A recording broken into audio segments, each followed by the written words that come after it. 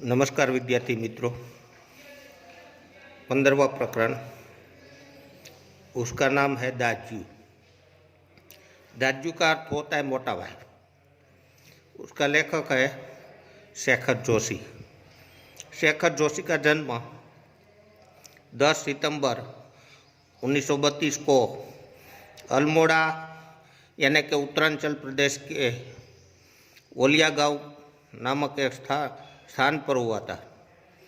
अपने केकड़ी एवं अजमेर में स्कूल की शिक्षा प्राप्त की। लगभग 30 वर्षों तक इलाहाबाद के निकट एक सैनिक औद्योगिक प्रतिष्ठान में कार्यरत रहने के बाद आप स्वतंत्र लेखन कर रहे हैं। आपके चर्चित कहानी संग्रह है कोशिका घटवार, सात के लोग, दाजू, हलवाहा एवं नौरंगी बीमार है। आपकी आदमी और कीड़े कहानी को 1955 में धर्मयुग द्वारा आयोजित कहानी प्रतियोगिता में प्रथम पुरस्कार प्रदान किया गया था। नई कहानी आंदोलन के चर्चित कथाकार महावीर प्रसाद द्विवेदी पुरस्कार और पहल सम्मान के साथ सम्मानित। दाजू कहानी पर चिल्ड्रन फिल्म सोसाइटी द्वारा फिल्म का निर्माण भी किया था। दाजू पाठ का सारांश देखें तो दाजू कहानी एक बाल श्रमिक यानी कि एक बालक जो मजदूर है उस पर लिखी गई ये एक कहानी है। मदन एक पहाड़ में रहने वाला एक बालक है जो पेट की आग को बुझाने के लिए शहर में आकर एक होटल में काम करता है। भोलेपन में जिसे वह अपना दाजू अर्थात बड़ा भाई समझने लगता है, वही किस प्रकार एक दिन उसके बाल मन पर आघात कर जाता है, उसका मार्मिक चित्रण इस कहानी में हुआ है। देखे पाठ। चौक से निकलकर बाई और जो बड़े साइन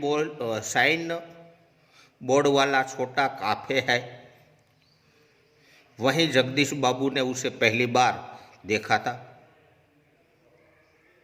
गोरा छट्टा रंग, नीली सफाफ आंखें, सुनहरे बाल और साल में एक अनोखी मस्ती पर शिथिलता नहीं। कमल के पत्ते पर फिसलती हुई पानी की बूंद की तरह उसमें स्फूर्ति थी। आंखों की चंचलता देखकर उसकी उम्र का अनुमान लगाया जाता है कि केवल 9-10 वर्ष ही होता है। शायद वही उम्र उसकी रही होगी। आगे अधजली यानी कि आधी जली हुई सिगरेट का एक लंबा कश खींचते हुए जब जगदीश बाबू ने कैफे यानी कि जो चाय नाश्ते वाला जगह होती है उसकी कैफे बोले जाते हैं,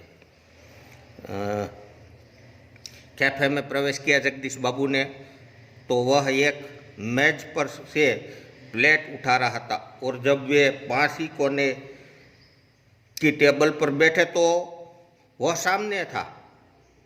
मानो घंटों से उसकी इस स्थान पर आने वाले व्यक्ति की प्रतीक्षा कर रहे हो। प्रतीक्षा यानी कि इंतजार कर रहा हो। वह कुछ बोला ही नहीं। हाँ, नम्रता प्रदर्शन के लिए थोड़ा झुका और मुस्कुरा भर था। और मुस्कुराया भी, पर उसे उसके इसी मौन में जैसे सारा मीनू मीनू यानी कि मेनू, जो खाने पीने की जो चीज़ होती है, जो सबसे पहले आप होटल में जाते हैं तो मीनू देते हैं, मेनू, और ए मीनू समाहित था। जगदीश बाबू ने ऑर्डर दिया सिंगल चाय का। ऑर्डर पाने पर वह एक बार पुनः मुस्कुराकर चल दिया और पलक झपकते ही साथ हाजिर था। आगे, मनुष्य की भावना बड़ी विचित्र होती है। निर्जन एकांत स्थान में निसंग होने पर भी, निसंग यानी के साथ में कोई नहीं होना, निसंग होने पर भी कभी कभी आदमी एकाकी अनुभव नहीं करता। लगता है इस एकाकीपन में भी सब कुछ कितना निकट है, कितना अपना है, परंतु इसके विपरीत कभी कभी सैकड़ों नर नारियों के बीच जनरवमय वातावरण में रह कर भी शून्यपन की अनुभूति होती है। लगता है जो कुछ है वो पराया है, अपना नहीं पराया है। कितना अपनत्वहीन परायापन जिसको बोला जाता है, पर यह अकारण ही नहीं होता। इस एकाकीपन की अनुभूति इस अलगाव की जड़ें होती है। विषोह यानी कि छोड़ देना, विरक्त करना, विषोह या विरक्तित्व की किसी कथा के मूल में है। जगदीश बाबू दूर देश से आए हैं, अकेले हैं। चौक की सहल पहल, कैफे के शोरगुल में उन्होंने लगता है कि सब कुछ अपनत्वहीन है,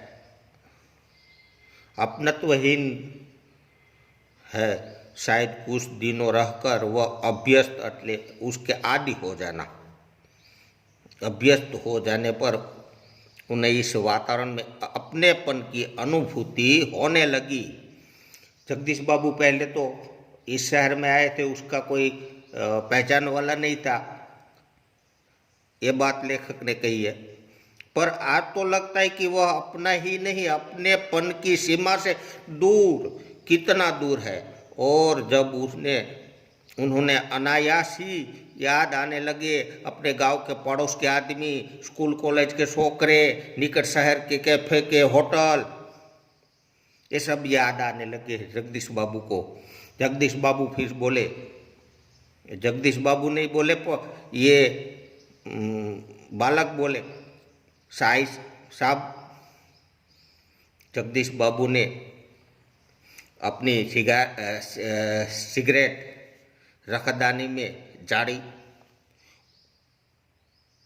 उन्होंने लगा इस शब्दों की ध्वनि में वही कुछ है, उसकी रिक्तता उन्होंने अनुभव हो रही है। जगदीश बाबू को मन में लगा ये ध्वनि, ये साई साहब ये बोला, ये शब्द जगदीश बाबू को की स्मृति में आया और उन्होंने अपनी शंका का समाधान कर लिया।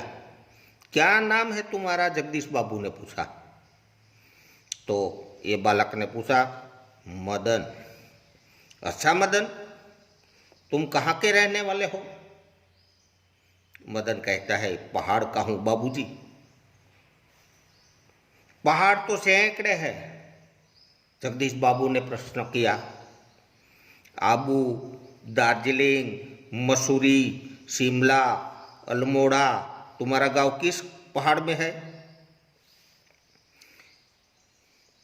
इस बार शायद उन्हें पहाड़ और जिले को भेद मालूम हो गया।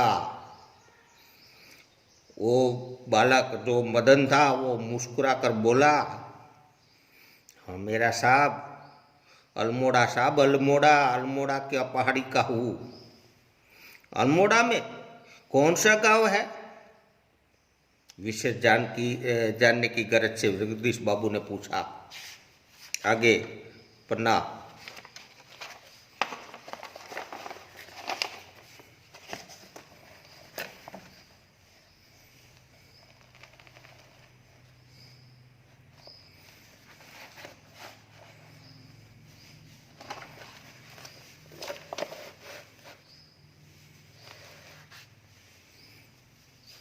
आगे, इस प्रश्न ने उसे संकोच में डाल दिया। शायद अपने गांव की निराली संज्ञा के कारण उन्होंने संकोच हुआ। अपना गांव का नाम जो है वो उसे विचित्र लगा। इस कारण वह टालता हुआ बोला, वह तो दूर है साहब,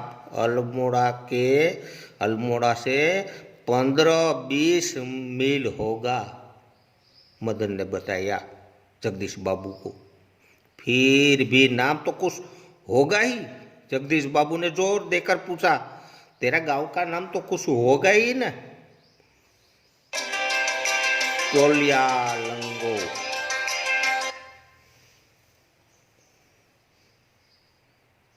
डोट्यालगो, वह सकुचाता हुआ बोला। डोट्यालगो, वह सकुचाता हुआ बोला। जगदीश बाबू के चेहरे पर पुती हुई एकाकीपन की शाही दूर हो गई और जब उन्होंने मुस्कुराकर मदन को बताया कि वे भी अपने निकटवर्ती गांव के रहने वाले हैं, तो लगा जैसे प्रसन्नता के कारण अभी मदन के हाथ से ट्रे गिर पड़ेगी। खुशी से वो उछल पड़ा। उसके मुंह से शब्द निकलना चाहकर भी न निकल सके। खोया खोया सा वह अपने अतीत को फिर लौट कर देखने का प्रयत्न कर रहा हो।